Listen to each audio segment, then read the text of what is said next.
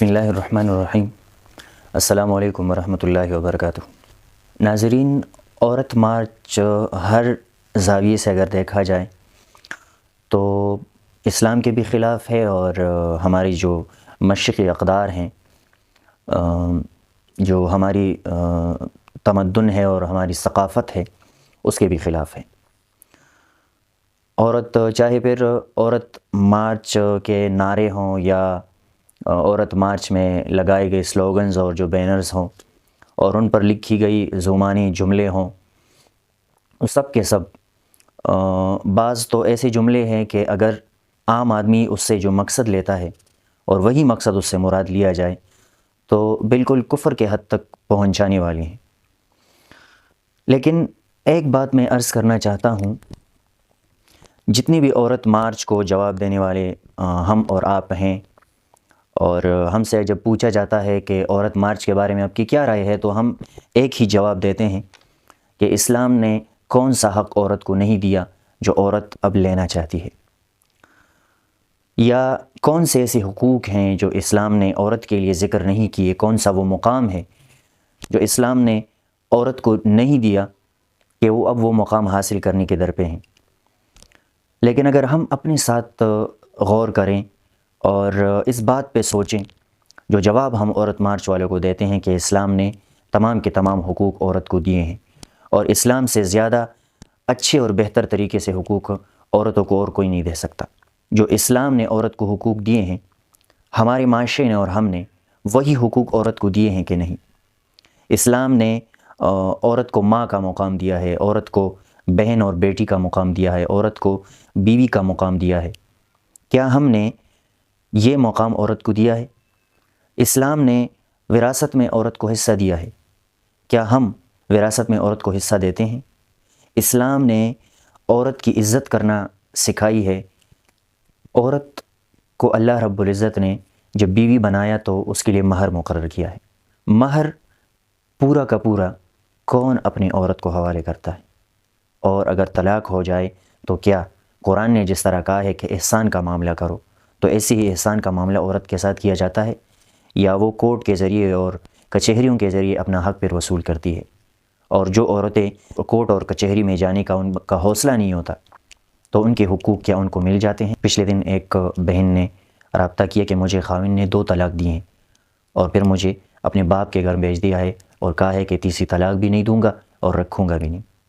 کیا اس طرح کسی عورت کو نہ چھوڑنا اور نہ اپنے ساتھ رکھنا، کیا عورت کے ساتھ اس طرح کا رویہ رکھنا جو ہے وہ جائز ہے؟ ہر کوئی اپنے گریبان میں جھانکے۔ باہر جو عورتیں ہمیں نظر آتی ہیں جو اسلامی طریقے سے پردہ نہیں کرتی، جو اللہ رب العزت نے جس طرح پردہ کرنے کا حکم دیا ہے، تو ہم اس لیے ان عورتوں کو چھیڑتے ہیں یا ان پر بری نظر ڈالتے ہیں کہ یہ پردہ نہیں کرتی۔ لیکن کیا پردہ کرنے والی عورتیں اور برقع پہننے والی عورتیں، برقع پوش اور پردہ دار حیا دار عورتیں جب گلیوں محلوں میں گزرتی ہیں تو کیا وہ ہم سے محفوظ ہیں؟ ان سب سوالوں کا جواب ہمارے پاس ہاں میں نہیں ہے بلکہ نا میں ہے۔ عورتوں کے ساتھ ہم کیا رویہ رکھتے ہیں؟ اسلام نے عورت کو کیا مقام دیا ہے اور کیا ہم وہ مقام عورت کو دیتے ہیں کہ نہیں؟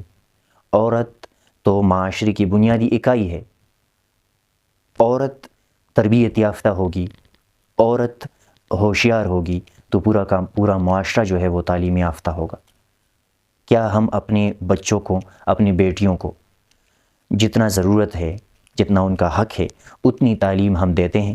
اسی طرح ہم ان کی تربیت کیا کرتے ہیں کہ کل میری بیٹی نے شادی کے بعد ایک پورے خاندان کو سہارا دینا ہے، ایک پورے نسل کی تربیت کرنی ہے، تو کیا ہم اس نیت سے ہم نے ان کی تربیت دی ہے؟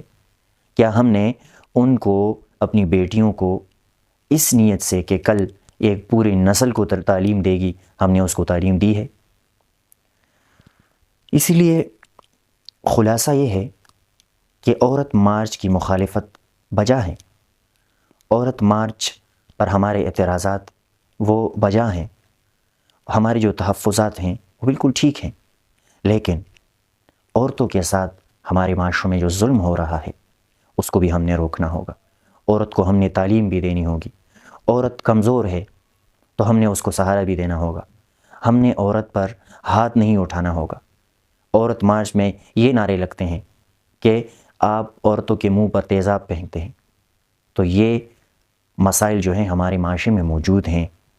ہماری عورتوں کی جہالت کا تو یہ عالم ہے کہ ہم اپنے گھروں میں دیکھتے ہیں، اپنے معاشرے میں دیکھتے ہیں کہ لڑائیاں جب بھی شروع ہوتی ہیں تو وہ عورتوں سے شروع ہوتی ہیں، کیونکہ تربیت کی کمی ہے۔ ہم نے ان کی تربیت نہیں کی۔ تعویذ اور جادو اور ان چیزوں کے پیچھے سب سے زیادہ جو ہیں وہ عورتیں ہوتی ہیں۔ کیوں؟ کیونکہ ہم نے ان کو یہ نہیں سکھایا کہ اسلام نے ان سب چیزوں سے منع فرمایا ہے۔ اسلام نے سختی کے ساتھ ان چیزوں سے منع کیا ہے اور اس کو شیطان کا عمل بتایا ہے اور اس کو کفر کہا ہے، اور اپنی نیک بندے اور سلیمان علیہ السلام پیغمبر کو اس سے بری کیا ہے کہ سلیمان علیہ السلام جادو نہیں کرتے تھے، وما کفر سلیمان ولکن الشیاطین کفروا یعلمون الناس السحر۔ تو اللہ رب العزت نے نیک بندوں کی صفت یہ بیان فرمائی ہے کہ وہ جادو اور تعویذ اور ان چیزوں سے، لوگوں کے گھر برباد کرنے سے وہ باز رہتے ہیں۔ تو ہم نے ان کو تعلیم نہیں دی، ہم نے ان کی تربیت نہیں کی، اس لیے ہم نے اپنے بچوں کو، اپنی بیٹیوں کو تعلیم بھی دینی ہے۔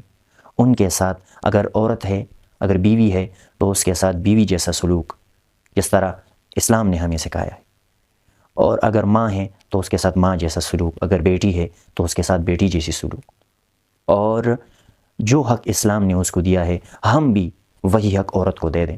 اس کے بعد ہم عورت مارچ والوں کو برا بھلا کہیں کہ آپ کی باتیں جو ہیں وہ بے جان ہیں۔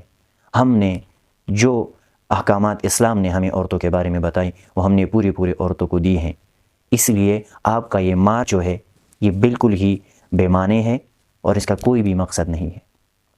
اس لیے اللہ رب العزت ہمیں عورت کے مقام کو سمجھنے کی توفیق عطا فرمائے اور عورتوں کے ساتھ ایسا رویہ، ایسا برتاؤ کرنے کی توفیق دے جس طرح اللہ نے اور اس کے رسول نے ہمیں سکھائے ہیں۔ السلام علیکم ورحمۃ اللہ۔